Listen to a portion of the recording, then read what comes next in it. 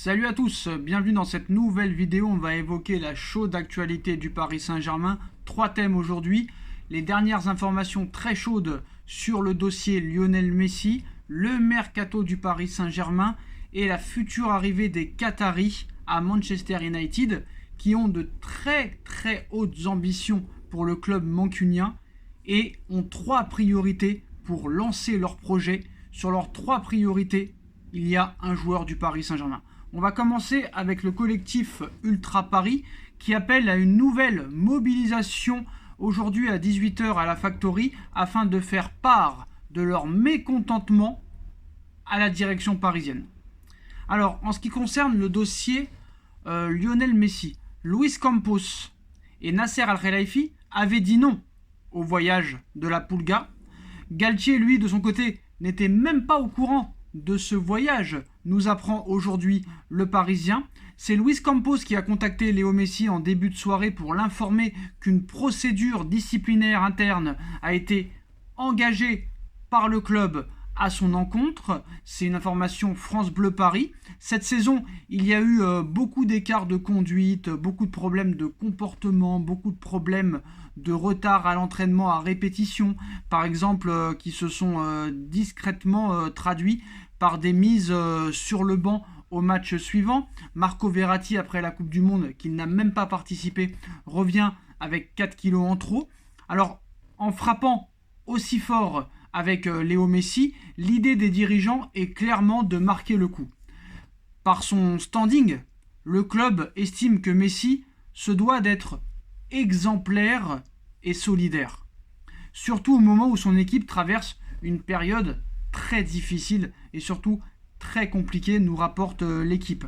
Alors certains acteurs influents du Paris Saint-Germain ont commencé à s'interroger sur la pertinence de conserver l'Argentin du fait de l'attitude mitigée d'une frange non négligeable des supporters. Les réserves envers la Pulga en interne relevaient aussi d'une cohérence sportive, nous apprend l'équipe. Alors le déséquilibre provoqué par la présence simultanée de la MNM dans le 11 est un fardeau qui, face à une adversité de qualité, peut se révéler trop lourde à porter pour le reste du groupe. Un constat dressé il y a tout juste un an déjà par la haute sphère parisienne. Donc c'est un déséquilibre, ça c'est vrai, il n'y a personne qui défend. Pourtant ces dernières semaines, le Qatar envisageait encore d'obtenir une prolongation de Lionel Messi. Une réunion s'était ainsi tenue il y a 2 semaines à Paris avec Jorge Messi, son père et agent, sans permettre non plus d'aboutir sur un terrain d'entente, nous explique encore une fois aujourd'hui l'équipe. Là c'est complètement la rupture, c'est très clair, Lionel Messi ne sera plus au Paris Saint-Germain la saison prochaine. Après mûre réflexion, on va également aussi se poser des questions sur l'utilité de Messi depuis qu'il est arrivé au Paris Saint-Germain. Lionel Messi pourrait voir aussi sa prime d'éthique retenue. En temps normal, cette prime est versée en fin de saison pour bonne conduite tout au long de celle-ci, nous apprend RMC Sport. Donc voilà, ce n'est pas tout. En plus, les cadres du PSG ont perçu la sanction à l'encontre de Lionel Messi comme un passage important et rassurant de la direction.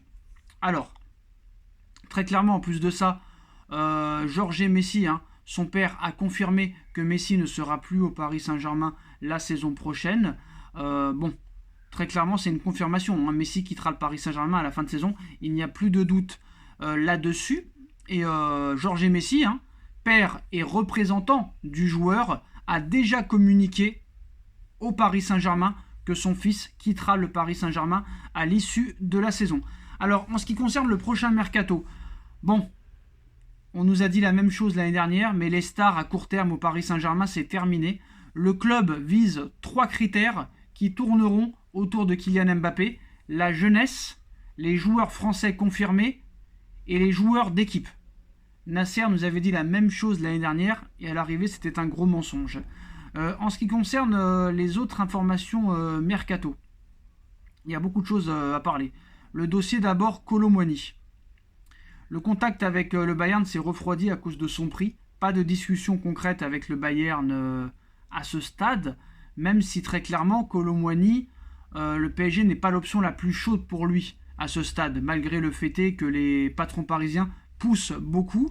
C'est plus concret avec des clubs comme Chelsea et Manchester United. Pour Manchester United, c'est une course interne entre Kolo Muani et Osimhen. Donc ça va être vraiment compliqué pour le Paris Saint-Germain de trouver un attaquant de classe mondiale. Peut-être qu'Harry Kane serait la meilleure solution, pour moi le choix le plus judicieux. En ce qui concerne Jude Bellingham, le Real Madrid est sur le point de conclure la signature de Jude Bellingham pour la saison prochaine. Il y a un accord presque complet entre le Real Madrid et le Borussia Dortmund et le joueur anglais. Donc il y a 99% de chances, d'après Marca, que Jude Bellingham rejoigne le Real Madrid. Le PSG était dans la course pour Jude Bellingham, mais sa préférence va au Real Madrid. D'ailleurs, Manchester City pourrait faire une offre plus onéreuse et plus haute que celle du Real Madrid. Est-ce que l'argent sera un principal atout pour le Manchester City? Je pense pas, vu que Jude Bellingham a décidé de rejoindre le Real Madrid, mais bon, il peut changer d'avis. Et l'information principale de cette vidéo, c'est Bild qui nous l'annonce, comme annoncé aussi par Essam B2Bike. En cas de rachat de Manchester United par le Qatar, le club mancunien, le club anglais, ferait de Camavinga, Kingsley Coman et Kylian Mbappé leur priorité pour lancer leur projet. Voilà. En cas de rachat de United par le Qatar, le club anglais ferait de Mbappé l'une de ses cibles prioritaires, au même titre qu'Eduardo Camavinga, joueur du Real Madrid, et Kingsley Coman. On sait que le Qatar est capable de tout, mais là ce serait vraiment incroyable. Vu que ce sera les mêmes propriétaires, est-ce qu'ils peuvent faire une chose comme ça? Ce sera intéressant de suivre quand même le feuilleton, mais je pense quand même que Mbappé restera au Paris Saint-Germain. Après, il va savoir ce qui peut se passer. Tout peut se passer, Très clairement, on ne sait pas comment ça va évoluer. Est-ce qu'ils vont rester dans cette même autorité, ou est-ce qu'ils ont fait juste ça parce qu'ils savaient que Messi ne voulait pas prolonger? Alors ça, c'est pas vrai aussi, parce qu'il paraît que Messi voulait absolument prolonger, vu que le Barça ne pouvait pas le récupérer. Le Barça ne peut pas actuellement le récupérer.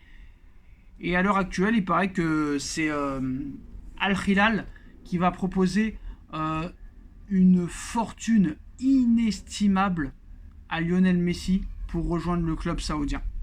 Donc à l'arrivée, Messi est plus proche de l'Arabie Saoudite qu'un retour au Barça ou qu'un départ en MLS. Un contrat de 600 millions d'euros pourrait être proposé par an à Lionel Messi par le club d'Al Hilal.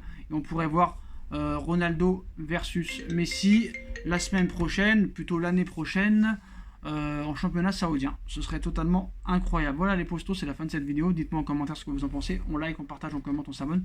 Et on se retrouve très vite pour une nouvelle vidéo. Tchuss.